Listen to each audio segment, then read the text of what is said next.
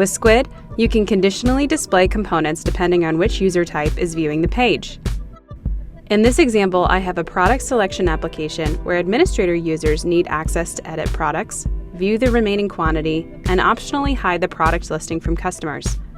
Other standard users will use this page to add products to their cart that they want to buy and shouldn't have access to the additional functionality.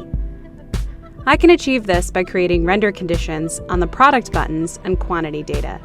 For standard users, I'll add a render condition with the source type, running user attribute, select the profile name option, and specify standard as the user profile this button should display to. I'll apply a similar render condition on the edit and hide product buttons so that they only display to users with the admin profile. Finally, we'll add a render condition to only display the quantity information to admins. And that's it. With these conditions applied, each user type gets a customized experience with the data and functionality they need without having to maintain two separate pages. It's important to note that the user's data access should always be provided at the data source level to ensure your data security. I hope this inspires you to consider what customized views you might be interested in providing to your users to enhance their experience.